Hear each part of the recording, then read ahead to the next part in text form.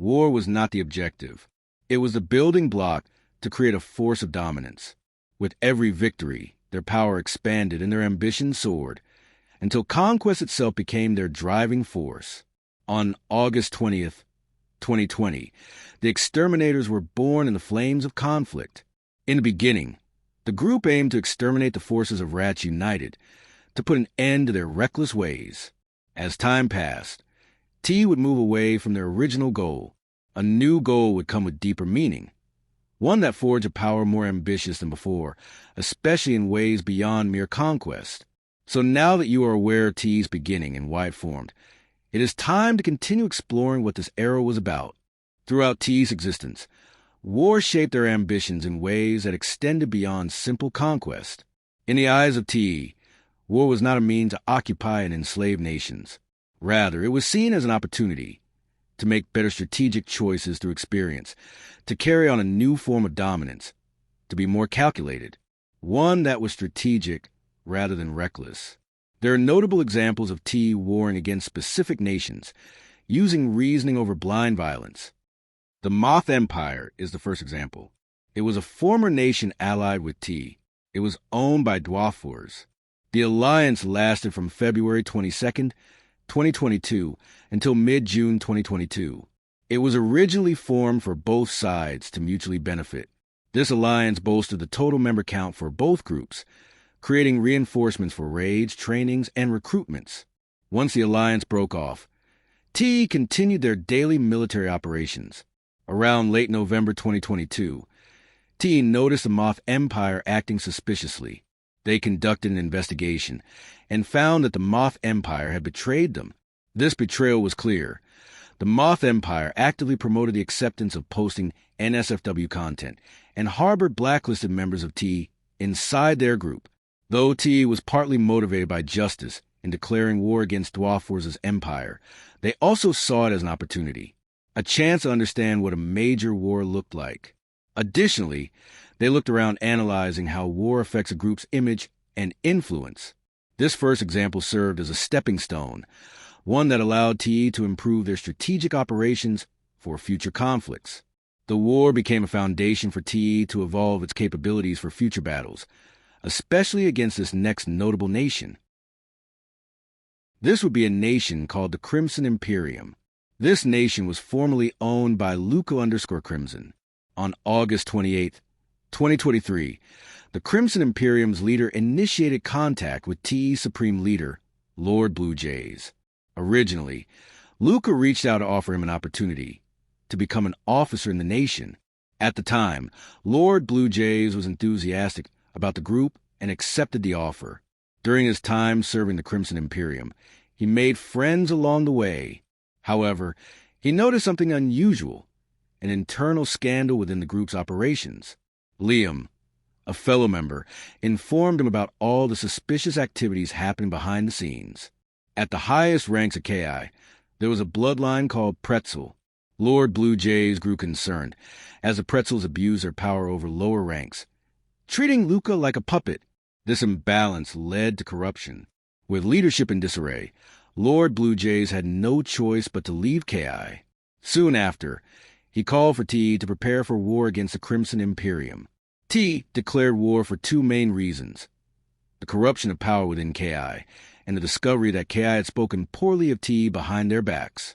Unlike previous conflicts, however, T made a conscious effort to reduce hateful rhetoric and focus on reasoning. They attempted to be more understanding toward Luca, but Luca refused to listen. At that point, T went fully strategic, sending all their power to make the Crimson Imperium panic. Battles took place at their base, Dernstein Academy, with a final confrontation occurring at Future Top's rework to settle the conflict. This war forced T to refine its strategic skills, preventing unnecessary violence. Additionally, this war introduced T to the power of unpredictability. They employed psychological warfare, convincing the Crimson Imperium to underestimate T's strength. Their strategy involved portraying T members as ignorant fighters, and it dang worked. On the other hand, these notable wars helped T realize a harsh truth. No matter how strategic they became, war was always unpredictable and often beyond their control. While TE participated in many wars, they learned the hard way that conflict was never certain. Whether it was a desired outcome or the behavior of the opposition, unpredictability always loomed among TE. With that in mind, two nations would illustrate this lesson in the best manner. The first, the Crimson Imperium. Quite surprising. When TE engaged in war with them, they expected a fair fight. But that assumption went south quickly. The Crimson Imperium was extremely selective about battle locations. While they did raid Exterminator Frontline, their attacks were infrequent and weak, especially when compared to the numerous times TE had deployed into KI's territory, Dernstein Academy. At Dernstein Academy, TE was at a severe disadvantage. As the insurgent team, TE had only an SKS with limited accuracy, while the Crimson Imperium had automatic weapons.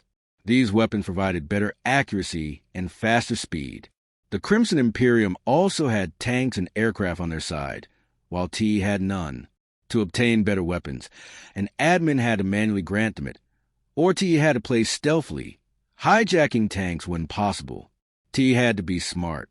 Strategic positioning and chaotic attacks became their only options. Each battle was a stepping stone leading up to the final confrontation at future top rework. The final battle exposed KI's reluctance to fight with honor and fairness. In the first round, TE anticipated an even match.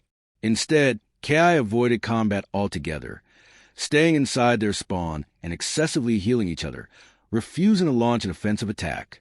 The teams were evenly matched in numbers, yet KI showed no real willingness to fight. TE emerged victorious, especially with Luke_Crimson surrendering to the group. After the war concluded, TE walked away with an important lesson. Never be gentle or fair to a nation that refuses to do the same. As time passed, TE moved on to fight another nation. One with a larger force. One that would reveal the true arts of war. The Empire of the British Isles. Owned by Omega Invictus, the Empire of the British Isles became TE's next target. Before this conflict, TE had concluded its major war with Dwarf Force's Moth Empire and had moved away from their favorite raiding grounds, Sevastopol, which was owned by Immortal Robloxian Federation. TE needed a new nation to raid. They found one. On December 20th, 2022, Lord Blue Jays discovered EBI through the Roblox search engine. He typed in British and found EBI at the top of the results.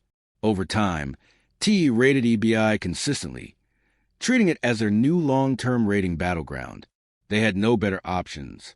Raiding this nation was no easy task. Each battle required patience, time, effort. TE analyzed how EBI secured victories. They noticed EBI relied on large waves of reinforcements and excessive use of cannons.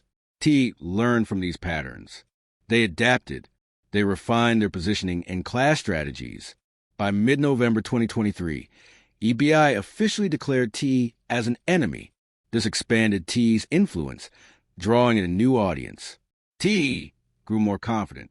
They joined battles closer to patrol times, launching unpredictable attacks. Even when losing, TE often displayed high kill counts while destroying EBI's cannon advantage. Through randomness and confusion, TE forced EBI to rely solely on quantity. It was their last real advantage. As the war progressed, both sides kept engaging.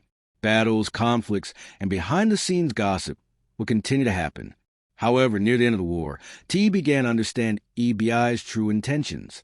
EBI did not see this as a simple war.